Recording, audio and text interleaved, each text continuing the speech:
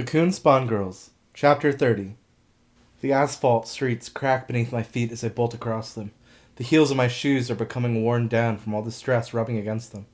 My path curves down a side road as I reach the street whose road leads to the rest of the way to the office. I can't see the blazing fireball anymore, only the trails of smoke in the sky from it. I think about Tiki as I run. I wonder if she's made it to the fire yet, and if this will really be enough to occupy her until we can get her help. During all this time, has she been alone? I'm surprised she didn't attack enough clone spawn to give her the chemical amount she needs to begin returning to her senses. I shudder at the thought there's even a possibility of it being too late for her already. She's gonna be fine. We won't let her lose herself on our watch.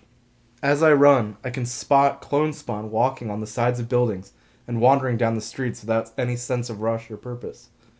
I know they're just clones of Dawn, but I have to wonder if they have any increased sense of human intelligence in them. They seemed as animal as most spawns seem, just attacking humans as they appear before them on instinct. With everyone evacuated, it seemed like they were unable to do anything but look for prey, and then sound those blasted horns to alert the others of their discovery.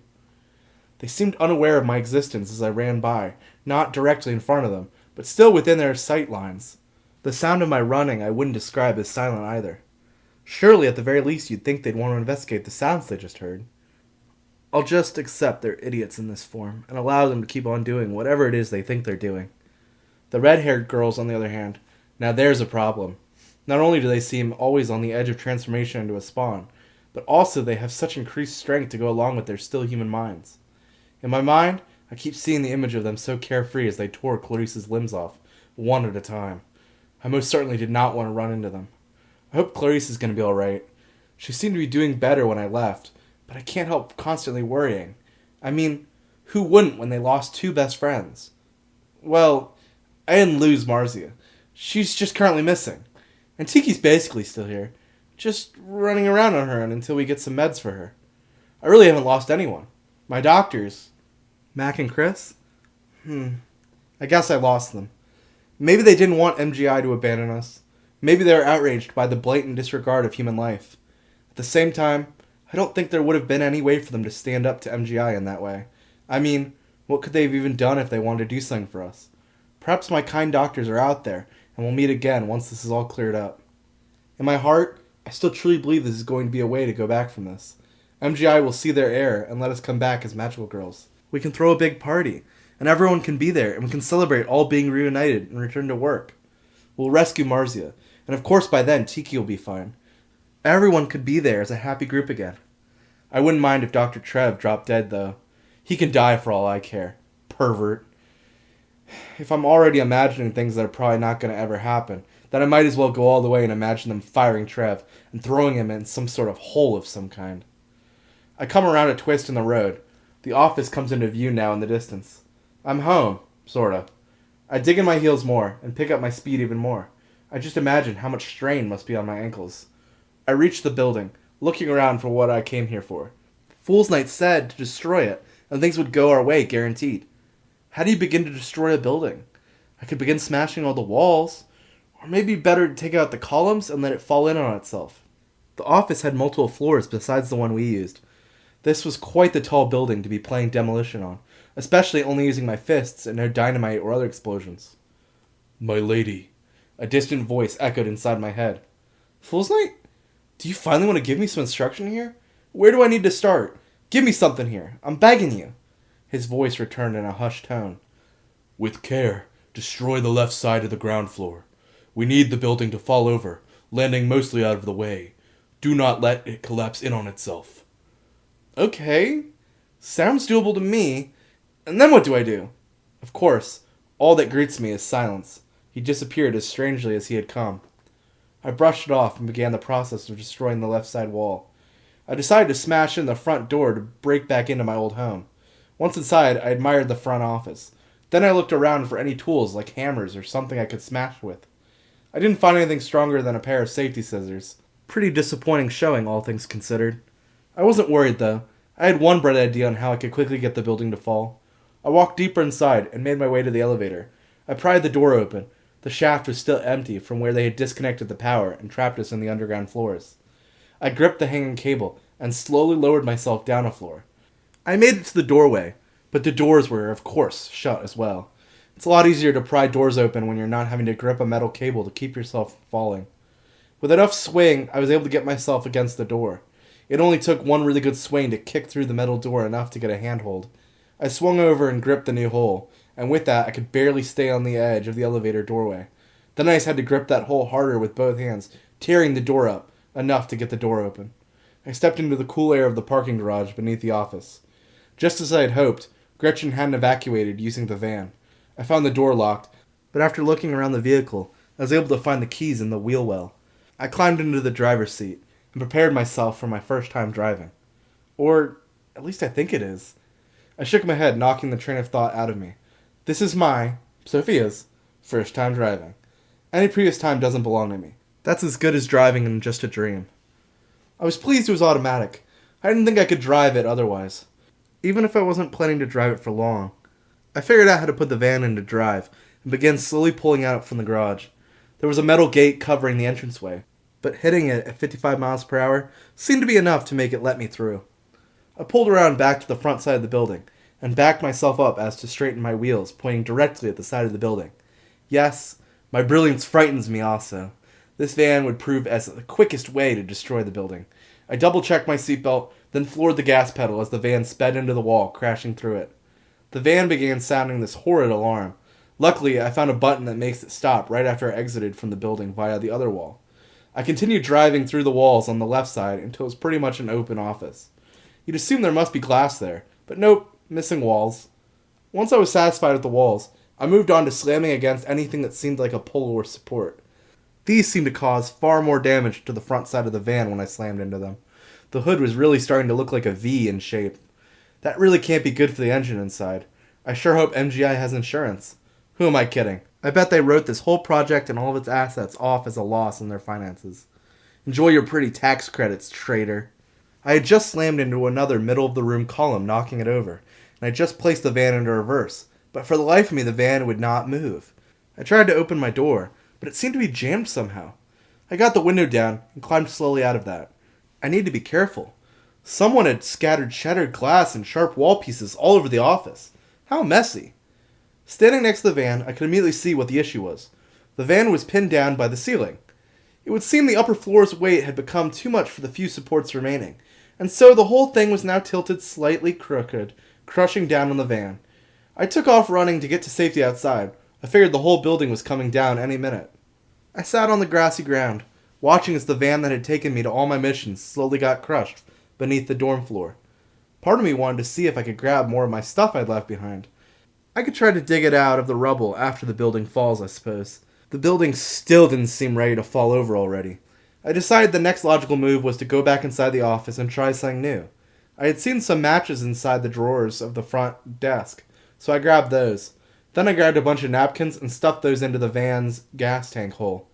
The napkins would burn, and I could run for cover, but they never seemed to burn down enough to get to the fuel before the napkins just embered up and fell from the gas tank. I ended up just flicking lit matches into the open tank, hoping one of them would make the van explode. It took a lot of attempts, but eventually I did get a reaction. It happened so quickly there was no way I could have been prepared to be blown backwards by the van going up in flames. Once I hit the ground and regained myself, I scampered across the floor, crawling as quickly as I could to my feet, retreating back outside the building. Finally, the building creaked and groaned until finally it began to fall to the left. The moment it hit the ground, huge gusts of dust, dirt, and building parts flew past me, knocking me off my feet again. The impact really was more intense than I had first imagined it would be. Once the building settled and all the rubble had taken its resting place, I was able to head back over to the now open floor of the front office. Now what? I asked Fool's Knight, pleading with myself that he would answer this time. Begin removing the floor, he spoke. The whole floor, or? Just smash the floor in. It should all be busted away along with the garage floor ceiling. You're nearly there. I sighed. In for a penny, in for a pound. With a sharp stomp, I was able to bust a hole in the floor. Just gotta do that a million more times. I jumped hole to hole, busting flooring. As I did, I began to notice the floor caving inward around where the van remains were. The parts of the building, lying on top of parts of the office, seemed to have broken through the floor as well. The van was surrounded in a sinkhole of sorts, which worsened with every part of the floor I broke, weakening the hold. I continued breaking bits of the floor until I nearly fell into the garage, along with the remains of the van and the large chunks of the building.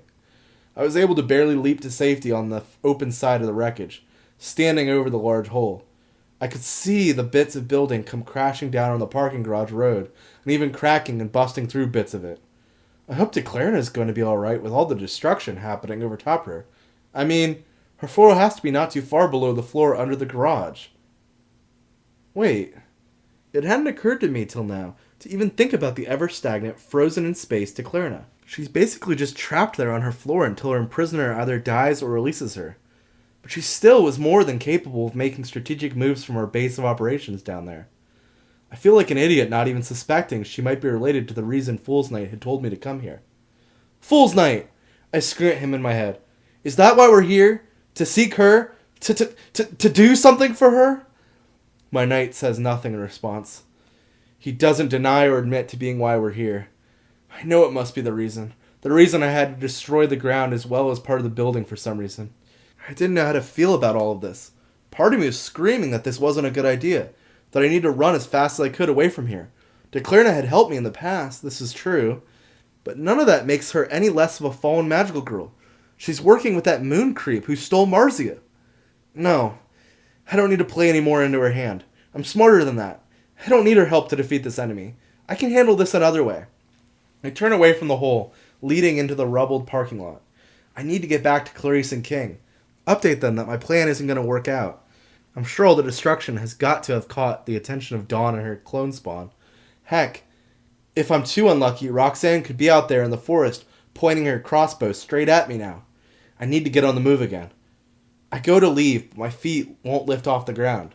I feel panicked as I look at my feet and my surroundings for any sign of an attack. There doesn't seem to be anything else around. My feet look perfectly normal. So why can't I get them to move? I can see the aura surrounding them as I try in vain to boost my strength enough to break free of whatever has got me. It's no use, however. My legs actually begin to slowly slide down the ground as my body is turned around towards the hole. What is going on? This doesn't make any sense at all. It's as if... Click. It all makes sense again. I've felt this feeling before. Just never going against what I wanted to do. Fool's Night? What's the meaning of this? I ask. I don't need any words to know I'm right. This is Fool's Night. My knight, going against my will and controlling me. No wonder no amount of added aura could break me free. Adding it only made him stronger. The real question was, why was he doing this? He and I. We're one and the same, aren't we? He spoke so often of us becoming one, and me claiming his power. Yet now he stands in my way and conspires against me? Sore. Fool's Night voice is scratching inside my head. He's making no complete words. He seems unable to muster it. Was he being affected by something? My body suddenly leaps upward. I rose forward before positioning for a flying kick as I sped downward into the hole. I clench my eyes shut as I feel the burning feeling of impact as my heel bursts through the concrete floor and continues downward, picking speed back up and twisting into a spin as the next floor approaches.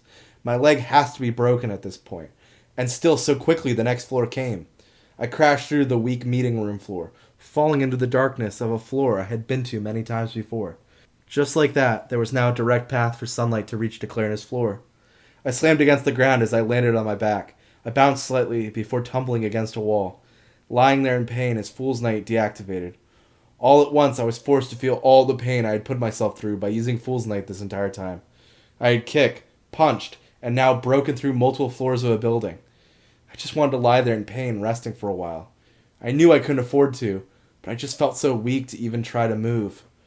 My peace was disturbed by the chained figure standing across from me in the center of the room. "It's good to see you again, Soapy," she smiled. She leaned her head to the side as her right hand could reach her cheek. She touched her cheek, making a playful, innocent expression. "I really hope you don't mind me borrowing your knight. I noticed you were in quite the pickle, and he was so readily available to fall under my control." I wanted to ask how she could control him. He wasn't a spawn, but who am I kidding? If she says she can control him, and I felt him being controlled, then I guess we've all just got a little bit of spawn deep down in us. "I didn't make him lie to you, though," she added. "I am the quickest way to gain a victory in the current situation." She looked at me with bright green eyes. "What's that? How? Well, because I'm your wild card, of course. She makes a very fake laugh. Your hunters don't even know I exist. If they did, they would have included me in the people who got to keep their memories. Instead, I'm having to learn about loops from my spawn. Her chains rattled. Anyway, her head spun around as if she was exercising her neck muscles. I'm going to help you make this problem go away. After all, I need to repay you for bringing me all of them. Them? I want to ask. But my answer is looking down at me from the office floor. Lying on my back, I can see up at all the white spawn peering down at us from the ground level. They must have been drawn in by the noise and destruction. Declarna moaned slightly as she smiled. I can feel them. There's about 13 up there, but I can tell more are on their way. We're surrounded by them. That'd be quite the bad situation for anyone other than Declarna. She got me. She was somehow able to get Fool's Night, then make me dig a direct hole for her so she could communicate with anything on the surface from her prison. I'm such an idiot. How do I keep getting used like this? Staring down at me are the red ball-faced clone spawn, raising their balls high and begin calling out loud with their horns. They're going to call more of their kind to this hole, and once they're here, they'll be joined by their brethren in falling under Declarna's control. Someone had worked so hard to chain her so far underground. They kept her weak and isolated, where only the tiniest of spawn might be able to come close enough to get caught by her. And then here I am, the idiot magical girl who just made it possible for Declarna, the fallen magical girl, to be able to build an army of spawn under her control. Dawn has no idea what I've just done to her. Her power had so many potential uses, yet she chose to use them in the single way that allows a weakness to exist, perfectly fitted for Declarna to exploit. I feel I can close my eyes and rest now. I've unleashed a demon on those hunters they could never see coming. Maybe I'll just close my eyes for a minute or two. I feel so tired. Good luck, Artemis's Bliss. The devil has taken your soldiers, mind and soul. End of chapter 30.